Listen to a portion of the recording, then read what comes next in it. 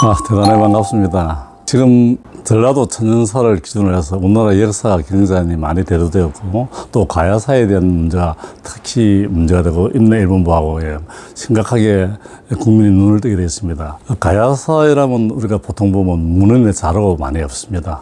우리 비록 가야사뿐만 아니라 대한민국 역사 전체가 일본 사람들이 약 한 20만 권의 우리의 역사책을 다 가져갔기 때문에 자료가 남은 것은 삼국사기와 삼국유사밖에 없기 때문에 가야사가 정확한 문헌의 자료가 없다는 것은 다 아시는 사실입니다. 대체로 가야사는 1세기부터 약 한 5세기 내지 6세기, 567년 정도 사이까지 가야가 42년 있었다고 이렇게 보고 있습니다. 크게 나누어서 전반기와 후반기를 나누고 있는데, 가야 전반기는 6개 가야, 금강가야를 비롯해서 6개가 가야가 있어가지고 약 한 500년 몇 년도까지 있었고, 그 후가야는 이 금강가야가 멸망하고 난 뒤에 그 다음에 경북 고릉에서 대가야라는 이름으로 몇 년 있었습니다. 근데 불행하게도 가야의 역사가 없기 때문에 이 가야는 신화처럼 되고, 또 그 가야를 인정하는 것은 대체로 보면 우리 한국의 가야의 찬란한 문화를 갖다가 없는 것처럼 느끼고 독자적인 가야가 아니라고 볼 수 있습니다. 우리가 보통 보면 신라, 백제, 고구려 이 3개국 나라가 되어 있지만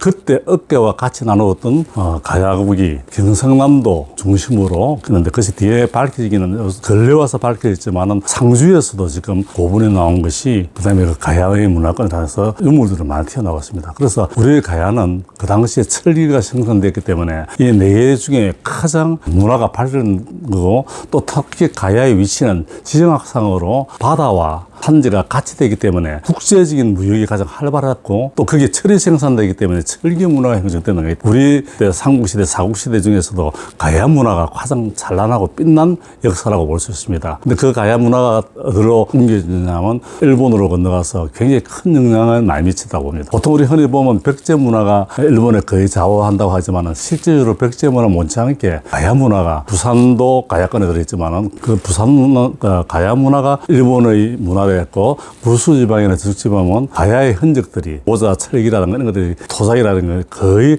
같이 형성되어 있는 것을 우리는 유물로서 나타날 수 있습니다. 그런데 하나 아쉬운 것은 뭐냐면 그 가야 문화를 그 수많은 그 자료 중에 우리 강단사학자들이 일본에 있는 일본 서기를 기준으로 해서 가야를 자꾸 해석하다 보니까 지금 국내의 강단사학자들과 일본 강단사학자, 우리는 식민사학자 이렇게 표현하고 있습니다. 자기는 아니다 또 얘기하지만은, 그러나 또 민족사역자와 제야사들이 충돌을 일어나가지고 우리 정색성을 찾지 못한 것이 굉장히 아쉬운 내용입니다. 우리가 너무 잘 알다시피 가야의 시작은 금강가야로부터 김해 대성 고문 토전에서 금강가야의 김수로 왕과 그렇지 않으면 허왕후와 둘이 시작돼서 국제 결혼이 이루어져서 되었다는 걸 알고 있지만은, 그것을 갖다가 신안이 설안이 이렇게 왜곡하고 폄하하는 것이 바로 일본 서기에 나타난 일이기 때문입니다. 그래서 우리는 우리의 가야 역사를 바로 찾고 바로 삼는 것이 우리 민족의 정기를 바로 세우고 우리의 찬란한 문화를 남에게 알리는 가장 중요한 계기를 했는데, 그래서 우리 국민들이 역사적 사실과 또 지형지가 그냥 과학적이니까 과학적 지리학이나 천문학이나 이런 퍼져서 우리가 한국의 역사가 국사를 받아들이는 관점이 어느 기준에서 어느 관점에서 어떤 사관에서 보느냐에 따라서 엄청나게 달라질 수 있으니까, 우리가 4대 식민사관에 벗어나서 우리의 주체적인 정체적인 입장에서 정확히 보는 우리의 연구가 활발히 되어야 된다고 저는 생각하고 있습니다. 이렇게 찬란했던 역사들이 신라와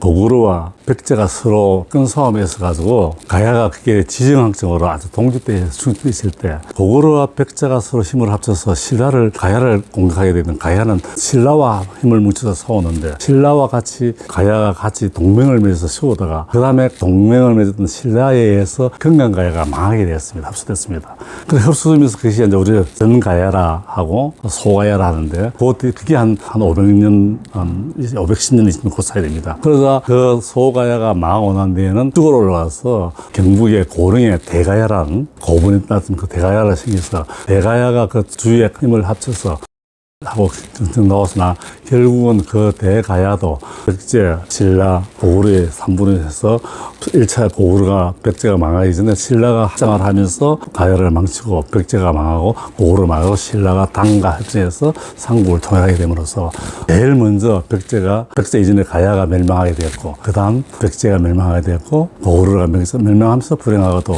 신라가 삼국을 통일했는데, 그 삼국이 자주적으로 통일하지 못하고 중국의 당나라의 힘을 빌려서 통해서 보냈기 때문에 우리 한반도가 우리 강강한 대국이 줄어들고, 그래서 우리 하루에 했던 가야가 백제보다는 신라에 의해서 가장 먼저 멸망하게 된 공기가 됐습니다. 1세기에서 6세기, 5, 6세기에 지나면서 영원히 사라져버리고 지금 흔적이 없는 상태가 되었습니다.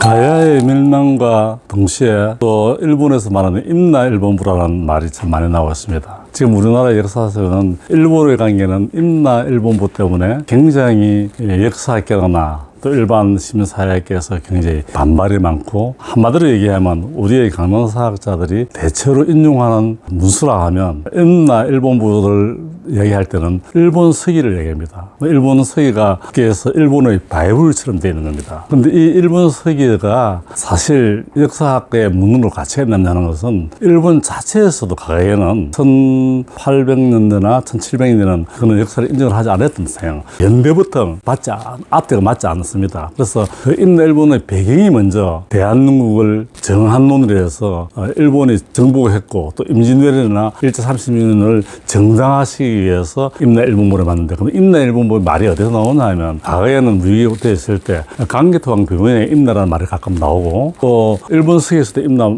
얘기가 나오고, 그다음 삼국지 동의지에서 임나인데, 그 임나의 얘기는 한반도의 한마디로 해서 임나 얘기하는 것이 아니고, 그것은 서쳐가는 길이지, 일본의 그 가야의 문화나 백제의 문화나 신라의 문화를 하면서 그 지명이, 예를 들어서 구순에 있는 지방에 임나라는 지방이 있는데, 그 지방을 거쳐가는 지방을 정한론을 주장하기 위해서 일본 사람들, 일본 서기에 1870년도나 그다음에 해방, 특히 이제 조선 총독부에 들어와서 완전 일본을 한국에 있는 것처럼 조작해 만들기 때문에 일본의 임나라는 것이 한국에 존재하지 않았다고 봅니다. 그게 임나의 지명은 지금도 일본에 있습니다. 그리고 임나라는 뜻이 신라가 옛날에 일본에 정복했을 때 거기에 유물을 가져 만든 지역에 임나라는 단어가 많이 있었던 겁니다. 대마도에도 그런 임나책이 있었지. 그것은 이제 일본 사람들이 역사를 조작하면서 일본 서기를 확대하고 왜곡하고 날조하고 올리면서 그 임나, 서쳐갔던 임나를 그 전부 다 한국에 갖다줘서 전라도 지방에 있는 모든 것을 임나라는 걸 붙여가지고 정한론, 한국을 정복하겠다는 정한론을 합리화시켜 만나는 역사의 왜곡이라고 보기 때문에 그것을 임나가는 우리 반도사관 안에 썼는데, 사실은 왜 일본 사람이 일본 서기를 떠날 때는 한국은 한반도라는 단어도 없었고 반도사관이라는 역사의 단어도 없었습니다. 그 일본 사람들이 우리 한반도를 만주를 축소시켜서 반도를 만들어 엿본 거고, 그 다음에 그 사람에 의해서 한반도라는 단어, 임나라는 단어를 일본 거를 한국에 만들어서 한국 땅을 정복해야 하는 방법을 사용하기 때문에 그건 우리는 사실 가치가 저는 없다고 보고 있습니다. 근데 왜 임나 일본부를 자꾸 추정하냐면, 강단 학자들이 전부 다 박사학위가 99.9%가 일본에서 공부를 한 박사학위고, 우리가 알다시피 조선 총독부가 있을 때 조선사 편수에는 총독부 산하에 있는 우리 이병도나 신스코 같은 사람들이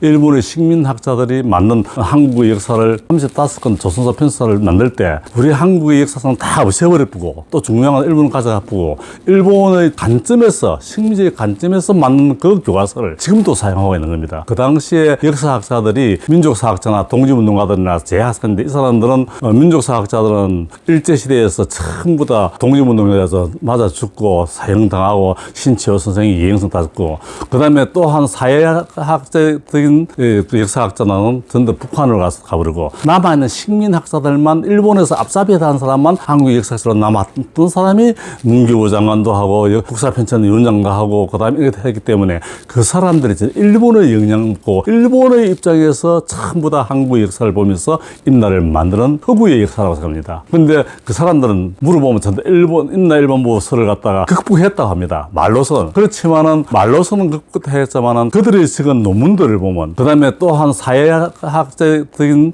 역사학자는 전부 북한으로 가버리고, 남아있는 식민학자들만 일본에서 앞잡이에 한 사람만 한국 역사학자로 남았던 사람이 문교부 장관도 하고 국사편찬 위원장도 하고, 그 다음에 이렇게 했기 때문에 그 사람들이 일본의 영향을 받고 일본의 입장에서 전부 다 한국의 역사를 보면서 임나를 만드는 허구의 역사라고 생각합니다. 그 사람들은 물어보면 전부 임나 일본부 설을 갖다가 극복했다고 합니다. 말로서 조선. 그렇지만은 말로서는 꿋꿋했지만은 그들이 적은 논문들을 보면 근데 일본에서 일본 서기를 인용해서 만든 논문을 가지고 임나 일본을 만들어 놓고 했고 또 그걸 식민사학자라는 것을 비평해서 랑케의 실정사학을 해가지고 이름을 바꾸어서 식민사학자를 그대로 했는데 그런 것 때문에 임나라는 것이 자가 후어가 일본의 대변인을 하고 있는 역할을 했고 그 학자들이 연속되었기 때문에 임나라는 말이 나오기 때문에 우리 한국의 역사학자들이나 안 그러면 새로 공부하는 사람들은 이 임나 일본부나 일본 서기에 대한 학자에서 한반도에 관한 내용이라는 거, 한국에 관한 내용들은 믿어서는 안 된다는 겁니다. 새로운 근거나 유물을 한국의 입장에서 국사를 보는 입장에서 만들면 임나는 아예 한반도에 없었다는 것이 주장하는 학자들이 말이 맞다고 생각하기 때문에 임나 일반부서를 더 이상 확대해서는 안 된다는 생각을 가지고 있습니다. 왜냐하면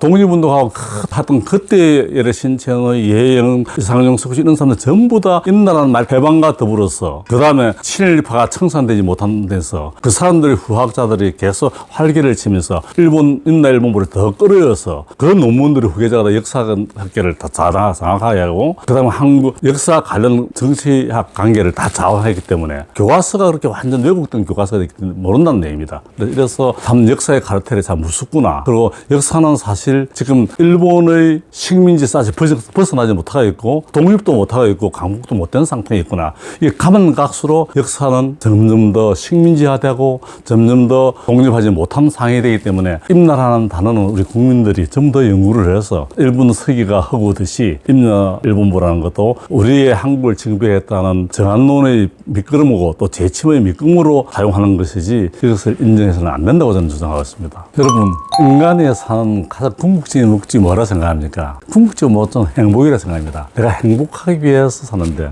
그 행복은 어디서 오느냐? 역사에서 행복이 온다. 이렇게 믿는데 역사 속의 행복이 참 행복이다. 그 이유는 내가 행복해 하려면 나의 자존심과 나의 자긍심과 뭔가 희망과 꿈을 가지고 또 내 주변이나 내 후손들에게 희망과 꿈을 줄 수 있을 때 그것이 진정한 행복이라 생각합니다. 그럼 우리 민족은 어떤 민족이냐? 일본 사람들이 식민사관으로서 우리를 열등민족으로 만들고 못난민족으로 만들지는 그렇지 않다. 우리는 5천년을 찬란한 역사가 있고 별을 심은 나라는 세계에서 최초로 문제한 12,000년에 청원군 소로리에서 한국 최초의 벼농사를 시작했다. 벼문화, 농경을 세계에서 우리 한국이 제일 먼저 시작했다는 역사적으로 과학적으로 증명되었다. 그럼 우리가 얼마나 자랑스러운 민족이며 문화민족이냐? 그렇다면 그는 어디서 나타나냐? 역사를 알게 되면 긍지를 가지고 자존심이 세지고 뿌리를 알게 되고 우리 호요의 사성을 알게 되면 아니라 행복이 이게 진정한 행복이구나. 역사는 곧 행복이요. 행복은 바로 역사다. 정말 행복하고 싶으면 역사를 공부해 보십시오. 여러분 감사합니다. 우리 함께 행복합시다.